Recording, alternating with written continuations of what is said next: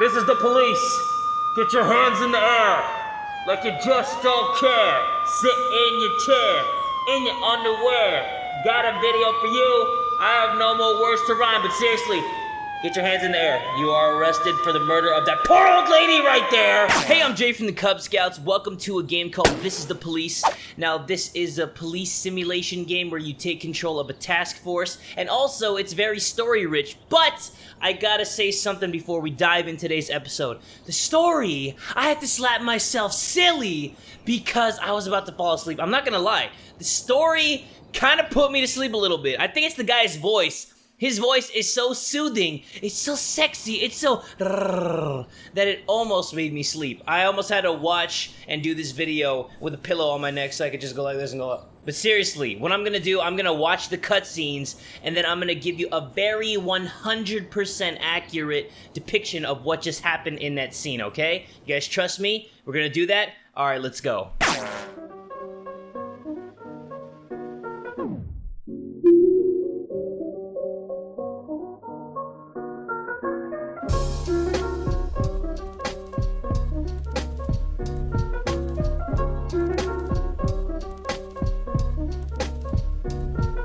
Alright, this is basically all I got from that whole cutscene. No, but seriously, so the guy that we're playing as, his wife left him for some 30-year-old dude or whatever, but she kind of just left without saying anything. He was trying to look for her, and he hired some old lady who's like in love with her chihuahua to find her, and then she said she narrowed it down to 2 suspects that could be his wife.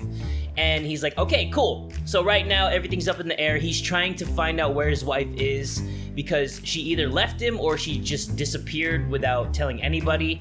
But yeah, that's basically where we're at. So let's continue. Birch says, the court is deciding the custody case of my children today. They're crying and afraid that they won't be allowed to live with me. I have to get to this hearing. Can you give me the day off? Can I trust that face? Can I trust that fuck of a face? You know what, Birch? I'm a good guy. I'm a nice guy. I trust you. Go ahead. Try to win your kids back. So, we are at Shift B today. We got all these lovely people over here. And we got Kodu, Mole, DeBrito, and Armstrong. Let's do this. And if this is your first episode here, I just want to say welcome, by the way. I'm Jay from the Cub Scouts. Hope you enjoy your stay. And we have to take all these police calls, and we have to try to settle down these situations, whether it be like a murder case, or just a simple theft, or just annoying-ass kids at the mall, and we just gotta lay the law down. If someone commits a serious crime and flees the scene, the case goes to your detectives. Alright, let's check Ghetto Homicide. They investigate the crime scene, interview witnesses, and gather whatever information seems pertinent. One of your detectives will be lead investigator on the case. You can assign additional detectives to any case who will work under the lead investigator as subordinates. The more professional and lead investigator, the more effective the team. Black activist Ronnie Moore was found shot outside his home. God damn! Okay, the lead detective is gonna be Kodo, because it's a murder. Let's proceed with that. And then we have another one, City Hall parking lot, destruction of property. A member of the city's cleaning crew says an elderly man approaching some expensive cars in the parking lot carrying a long iron rod. Goddamn, my boy. A whole street could hear him shouting, bastards, thieves, bloodsuckers. Okay, so he's carrying a long iron rod, but he's old as shit. He's about to be put underneath the ground soon. He's old. So we're gonna get Purdy, because she's mighty purdy, you know what I'm saying? And then we're gonna get Kwando, aka Hulk Hogan, and we are gonna proceed. So right now, we got 2 cases that we're going to right now, which should be pretty easy, and I just gotta sit back, relax, have my arms out, have my nuts hanging out, and just wait for another call. Oh, there we go. Carjacking suburb. A gas station surveillance camera recorded a car that's on the stolen vehicles list. Okay, so 4 officers means it's a little bit more hectic, so I'm gonna get 2 of my good officers, and then maybe I'll get Asano. Gotta get some oriental spice up in there, and let's proceed. Here we go. Homicide. What happened? Detectives have interviewed witnesses, collected evidence from the scene, and are pursuing the investigation. Expect results. Okay, let me see the interview. Eric Graham, a drunk witness, says, they drove by in a sedan and they shot like a machine gun. I didn't see much. Alright, drunkie. Glenn Clayton, neighbor, I only heard a few muffled shots. Lawrence Carr, another neighbor, he got what he deserved. He's been causing trouble for a long time, and recently there's been lots of cursing and carrying on. Okay, Lawrence Carr, calm down. I think he's part of the KKK or something. Probably wanted this dude dead. Stacy Cobb, a witness, I don't remember the car, and the neighborhood was quiet. I never heard any shots. Oh, deaf ass. Daryl Carpenter, a neighbor, the police these days don't do nothing. I almost died myself. I went to buy some medicine and was nearly hit by some idiot's car. So let's see the sequence. So he comes out of his house, like so, and then bam, dead. All right, just how most murders go. And fire all black cop City Hall. A racist gang has recently made some trouble in the city. They're capturing black townspeople and beating them to death. They recently sent a message to a local radio station promising to kill all the black doctors, firemen, and police. We don't need any more dead police, especially not mere months before the election. The racists are gaining more and more followers, and even some of our citizens support them. You'll have to fire all your black employees over the next 2 days due to mounting racial tensions. What? No freaking way! I'm not firing all my black employees! Hell no! Destruction of property. Offender caught, officers unharmed. Aw, yeah. Good shit, Hulk Hogan and Purdy. You're mighty purdy. What do you guys think? Should I fire all my black officers? Suspicious what? Carjacking suburb. The driver is nowhere to be seen. Interview any potential witnesses. Search the car. Wait at a safe distance for the driver to appear. Let's see. What is the best course of action? Okay, so if we interview all potential eyewitnesses, then does that mean we won't have eyes on the car and then he could potentially get away? If we search the car, the guy could be somewhere around and have a gun and start firing at the officers, and then if we wait at a safe distance, then we could potentially, get like a confirmation, like an ID on him, but then he could drive away, could turn into a whole high-speed chase, and we don't want any of that. So I think we should, you know what? Let's wait for the driver to appear. I know I said that's not a good idea, but then the more I think about it, the more I just let him marinate. I think we should do that. Okay. Offender caught, officers unharmed. Yes! Picked another good one. High five. Suspicious individual, Desire Park. Corey Ramsey, mother of several children, has expressed her concerns about a suspicious man wearing bifocals seated on a bench beside a playground. He's been watching the children for over an hour and has taken several photographs of them. Oh god, is this a pedophile? Okay, we don't have that many officers, so we might as well send our two dorks, Subaki and Austin. Proceed. I don't know, guys. I'm thinking about it. I don't know if I should fire all of my black officers, because it says that I have to. It wrote it in bold that I need to. Dragon's Lair Club. Mr. Boyd, I'm opening Freeburg's first martial arts club, and for my first exhibition, I want to hold a sparring match where one of my students takes on your toughest cop. After a fight, I'll teach your man a few tricks, something that will help him out on the streets. You know what? His name is Kwando. This motherfucker's name is Kwando. He was made for this shit. Wait, it said toughest officer. You know what? I don't have a tough officer. Well, Purdy's pretty tough. She's pretty tough. Let's see. Suspicious individual. What happened? Offender caught. Officers unharmed. Yes. Cool. Damn. I'm like 5 for 5 today. Awesome, man. Let's check up on this homicide. Your detectives present frames, different versions of what might have happened at the crime scene. So let's open this investigation. They get it wrong half the time, but a good cop can separate fact from fiction if they know how to look at case materials. The more professional the detectives working on an investigation, the better their instincts. To get to your suspects, you'll need to figure out the true sequence of events at the crime, using the frames you think likely, sometimes with a little guesswork thrown in. If you add it all up but the sequence fails, you're probably telling the wrong story. Okay, so a car pulls up, a brown tan car. A guy pulls out a silenced gun, and the car's around the block. Okay. So they drove by in a sedan and they shot like a machine gun. I didn't see much. So that guy is a drunk witness, so he has nothing to do with this. And heard a few muffled shots. So I think Mr. Clayton is right because there's a silenced pistol here, right? This racist guy is obviously, he can't be taken seriously because he said he got what he deserved. I don't remember the car in the neighborhood was quiet. I never heard any shots. The police these days don't do nothing. I almost died myself. went to buy some medicine and was nearly hit by some idiot's car. Okay, so I think Daryl Carpenter and Glenn Clayton, I think they know what's up because here is Drug Lord, which is a medicine store, I guess. And then there's a brown sedan, and there is a silencer which could come off with muffled shots. So let's close this. And is that all I need to do? Oh, so I just solved this case like in the future. I don't have to do it right now. All right, I got it. Fight at Kevin's Throat Bar. A bartender reports that a couple dancers started fighting over tips, and a cat fight broke out right on stage.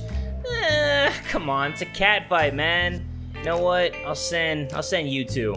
It's no big deal, but I'll send 2 officers. No big deal. Fight at Octopus Restaurant. A bartender reported that a fight has broken out between a patron and the bar's bouncer. The man, apparently drunk, had climbed onto the stage while a local singer was performing and tried to sing a duet with her. You know what? It's only one person. We'll just send a pretty below average officer. No big deal, right guys? Oh, and now it's over. But we got a report on Kazuki Tamura. Chief, I just about nailed the Jap a couple times, but he was too fast for me and won on points. I don't really understand all the rules, so I can't keep track of points very well. But he was alright, even showed me a few tricks after the match. I got carried away a little and pulled my back. Think I could take the day off? Motherfucking Purdy. Alright, you know what? I'll let you take the night off. On the stage are 2 strippers going at it, and it's gone beyond arguing to a full-on catfight. The bouncer is fast asleep, clearly too wasted to handle the situation. Wow, very professional bouncer. Very professional. The drunk patrons are happily watching the fights. Draw your service weapon, shut off the music and turn up the lights. Listen girls, cut the crap or this is going to get serious. Let's see. Shut off the music and turn up the lights. That usually gets people's attention. The strippers continue fighting, oblivious of the police presence. Step onto the stage and try to separate the girls.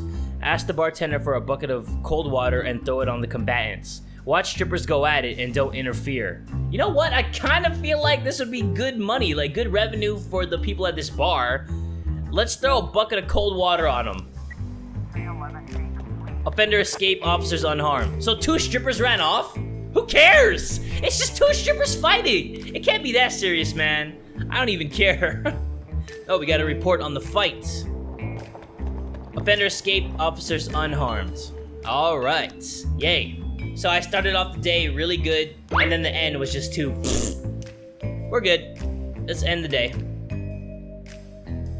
Day 5, July 19th, Friday. Retired police officer Thomas Blaine shoots pregnant woman. What? Officer Blaine explains, I thought she was a suicide bomber. What?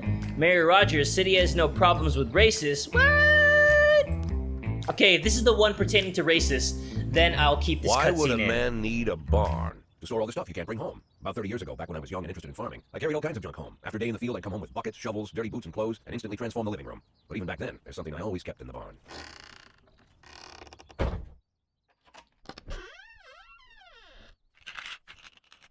I stopped keeping my pills inside the house because every time I was about to take a triple, someone would knock on my bedroom door. Now they're knocking on my barn door. Well, fine. It's not every day that someone comes to visit your barn. In all the years we worked together, Kendrick never came to visit the house. We drank at bars, went fishing, went to the mountains, even chased off some poachers one time. But he never came for dinner with the family. We never watched football over here. And now he's brought his friends to visit my barn. I always try to look unsurprised, like it's an everyday thing to get visitors at the old barn, especially guests with their own personal bodyguards. But Kendrick is sharp enough to see he's caught me with my pants on backwards. Sorry for the surprise, Jack. We saw you from the car. Figured we'd find you in here. I'm going in for a minute, fellas. These guys will wait outside. How long you been dating the lover boys? They're Sans people, Jack. Yeah. So now you're appearing in public with members of the mafia? Jack, I'm leaving tonight. More like fleeing. Jenny and I are taking the girls and making a run for it. Probably won't be seeing each other again. I've got new documents, a new name, a new life, everything new. The papers say you're still working your last week for the department. I've got to get out today. I won't be getting another chance. Don't know if you noticed, but the whole city's against me. You told your mafia friends about your plans. Jack, if I don't fix everything with them in the next few hours, they're going to kill me. And not just me. My family, my relatives, God, Jack, I don't know who else. They found out that I was planning to run and they demanded that we close our contract today. Your contract, Frank? Really? Is that how you talk now? Maybe you should call in the lawyers to straighten all this out. Now is not the time, Jack, please. I have a commitment to them until the end of the year. They need an inside line at police headquarters. I can't just give them back the money. That's not how the mafia works. If I can't find someone I can trust tonight, I'm dead. You know me, Jack. I wouldn't ask you if I wasn't afraid they'd cut my daughters to pieces before sunrise. He's the damn fool who puts his daughters in the crosshairs in the first place. Anyone in my place would have dressed him down good. But I didn't want to pile it on. Fate's already got this guy's soul in the grinder. Okay, so I just sped up the cutscene, but hopefully you guys could understand it. Basically, the guy on the left is trying to flee town because some people in the government, they found out about what him and the other guy are doing. Basically, they're trying to do good and the government is corrupt. So he's trying to flee town before they kill him and his family. And he's asking me for help. And I can either refuse to help him or agree to help him. But you know what? We're good guys, so we're going to agree to help Kendrick. Kendrick Lamar. Give him my phone number and tell him it's done. Don't call me. Don't come to work today. I don't want to see or hear from you again. Time for you to go. Jack, Get the fuck out of my nice, cozy barn, Frank. I like that. Get the fuck out of my barn, Frank. If I had a barn, I would say that to people At the too. I'd be time, like, get the I was fuck trying out of my not to barn. think about what just happened. It was almost too much to take in. I'm probably the most popular police chief in the history of the city, and I have to admit, I've thought about that more than once, sometimes with a little pride even. In one of the features they wrote about me in the papers, they said it pretty plain. He catches the criminals. Believe me, high praise like that is unheard of in Freeburg, especially for a cop. And here I am, the person who catches criminals, and I've agreed to help the mafia, or I'll come home to a bag stuffed with my kids' body parts. Right before the last hammer falls. Hey, remember that cop who caught criminals? It turns out he was a mafia bitch. And all for the sake of a greedy, corrupt cop who should have fled the country years ago. That sound right to you?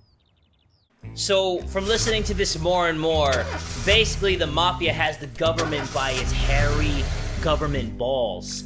And most of the cops and, the officials in the city, they're controlled by the mafia. But the cop that we're playing as and his task force, they're saying, fuck you, mafia. So, it's Shift A. We got all these people here. We can't really do anything, so let's start the day.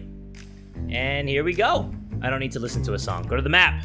Let's get this day started. No matter your personal relationship with the city's administration, your police station is at their mercy. In order to maintain reasonable working conditions, you have to send appropriate requests to the mayor. Let's click Affairs, City Hall.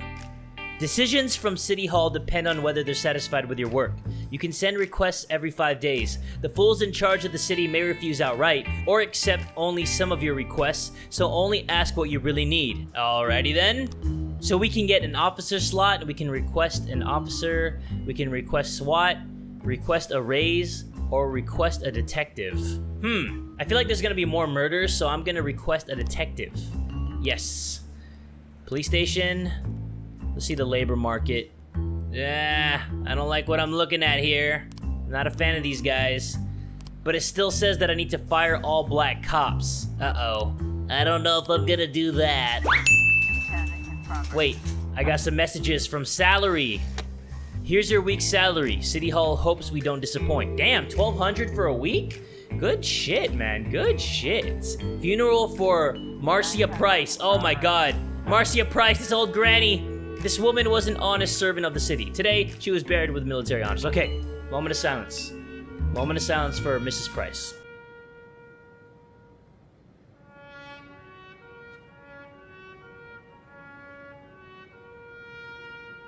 Alright, I can't do it anymore. Fire all black cops, tomorrow is the deadline, and a black dude is getting stomped out by 3 people with baseball bats. Motherfucker. Let's see, disorderly conduct. Every morning, there's a dirty, piss-soaked bum sleeping at the cafe. The man refuses to go away and growls at anyone who approaches, scaring all the customers.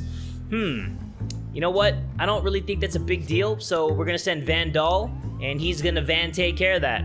Touch of Dionysius Liquor Store? What? A witness looked on from her window while an armed man with a stocking on his head entered a nearby liquor store. Uh-oh. That's a robbery. That's gonna be a big robbery. Proceed. Residential area, fight. A hot dog vendor reports that he saw 2 Elvis impersonators grappling right there on the sidewalk. They're swearing in Spanish and beating each other with microphone stands. They're like, para qué, let's just send Oshiro. Wait, 2 men, right? Elvis impersonators. Yeah, they're not that big of a deal. But now I only have these 3 fuckboys who aren't that good at their job. Uh-oh. Hopefully I don't have like something big that goes down because then I'm at to send the Three Stooges. We got a report on disorderly conduct. Offender escaped, officer unharmed. Damn it, Vandal. Trusted you. Robbery at city center. An antique Chinese necklace was stolen from Bao Ling while she was on the way to the pawn shop. Let's see. Let's send Beasley. Got a message from City Hall. It's a hot one today, and a lot of people are going for a swim. Last week, 4 people drowned on the beaches of Freiburg, and the press was in an uproar. Please send someone to keep an eye on things. People were going for a swim, and 4 people drowned on the beaches of Freiburg? That's not my job, man. These are police officers, not lifeguards. Fuck that. We got one from the countryside. Jack, this year the organizers of the Golden Beast Hunt suddenly changed the rules of the annual shooting contest. It now features teams instead of single competitors. Can you send me 2 of your finest marksmen? I'd really love to do well in the competition. Fuck you. Who the hell are you, Hillbilly Jim?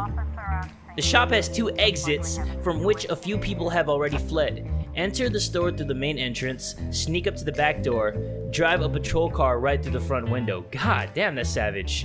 Let's sneak up to the back door. The stick-up man noticed the police presence and took the cashier hostage. He's holding his gun to the hostage's head, shouting, "Back off, or I'll blow his goddamn face off!" Meanwhile, the cashier is yelling in an unknown language. "You in the mask! Shut your face and drop the weapon." "Quiet, Abdul. You're just making things more complicated. That's racist as fuck." Silently take aim at the robber. "You in the mask, shut your face and drop the weapon." Sounds like something I would say. You know what? Fuck it. YOLO, baby. The robber grows visibly nervous. "Don't shoot, please! I just need the money! I just take a little bit and go. No one was hurt." The cashier begins to cry. "I'll let you leave here upright, but only if you release the hostage. There's 2 ways out of the shop. In handcuffs or in a body bag." Yeah! Did we get him? Offender escaped, officers unharmed. How the fuck did he escape? How did he escape? What? Whatever! At a gallery exhibition entitled Sex Operation, my kind of operation, a gang of young people in ski masks forced their way in and began smashing the exhibit, shouting, "We don't need this shit in our city." Oh, sex operation! Oh, those kind of sex operations. That's not my kind of operation. Fuck that. But I mean, I'm not opposed to that. I'm just saying, that's not my kind of operation. A gang of young people in ski masks? Damn. This one is a 5-officer slot, huh? But I only have these 3 bums? You know what? Fuck. Hold on. We gotta figure this out. Oh yeah, this is the countryside dude. We'll send Vandal, and then we'll send you guys. We'll make it work. We gotta report on the fight. Offender caught, officer unharmed. Thank you. Finally, somebody did something good. Oshiro, you the man, baby. Investigation has started. Bao Lang, the victim. "Me and my husband got into a difficult financial situation, and I was going to pawn an antique necklace which had been in my family for many centuries. I was carrying the necklace at the pawn shop. Someone ripped the bag from my shoulder and disappeared. I didn't have time to do anything, not even cry out." Dwayne Fishman, witness. The offender was on a motorcycle. He drove down the road, grabbed the bag, and then escaped. Oh, so he was supposed to escape. Okay, got it. Because now an investigation is opening up. I tried to race after him, but I didn't have the time to see if it was a man or a woman. I couldn't see his face, but he was dressed in a jacket, like those other bikers who hang around on the street corners. It was definitely not a local biker. They are bald and have beards, but this guy looked Asian. Probably Japanese or Chinese. I didn't see a weapon in his hands. I just saw him grab her bag and rode off. So this is her bag. Alright, nothing suspicious about this photo. She looks like she has chopsticks in her hair. And there's a close-up of her with no facial features. Kind of freaking me out. Got it. Got a report on destruction of property. Offender escaped, officers unharmed. Great. This is a bad day for me. So I'm still thinking about what I should do here, guys. Should I fire all the black cops? Because my best cop is Stovall. Look at him. Stovall is my best cop, and he has 400 of the points. That's not good, man. I mean, I know he's the token black guy in my Shift A, but he's still the best one I got. Fuck. Do I have to do it? What if I don't do it? I'm not gonna do it, and let's see what happens. So I got 3 new frames. Cool. Open investigation. There he is. He does look kind of Chinese, Asian, I guess. Can't see. And then he took off on a motorcycle. And now he's just saying, "Hey!" Got it. Thank you for showing me that. Vandalism at Atticus Tower. A guard went out for a smoke and saw a teenager writing obscenities on the wall of the building. I chased the brat up a tree. You can't take it from there. Let's send Oshiro, because he is my man. And now the day is ending. So now the moment of truth. We had until Thursday to fire all the black cops, but we're not gonna do that. I'm not gonna let that happen because that just goes against who I am. It's not just video games. I would never do that. I would never fire somebody based on race. That's fucked up, but we're gonna see what happens. Offender caught, officer unharmed. Great. Oshiro is the real motherfucking MVP for today. So let's end the day. Looks like tomorrow is going to be a long day. More like the first of a lot of long days. There's just too much going on. Alright, quit your bitchin'. We gotta figure out what we're gonna do. So we have Stovall and Moser. There are two black guys. And Shift B, we have Austin, Armstrong, and man, Kwando, he classifies as black. He's black sometimes. Let's end the day. And I don't think I'm gonna do anything. Day 6, Saturday. Tom Blaine, pregnant woman killer, sent to mental hospital. Mayor Rogers not afraid of the competition. According to Dr. Eleonora Waterbury, Thomas Blaine has a new form of schizophrenia. Let's go to work. Mr. Boyd, there was a man here earlier. He left you this. A man? What is that? What man? Who let him on this floor? I don't know. I've never seen him before. I asked him his name, but he just ignored me. He was talking on a big telephone, you know, one of those portables. He gave me this envelope and left. Damn. Okay, let's see about this.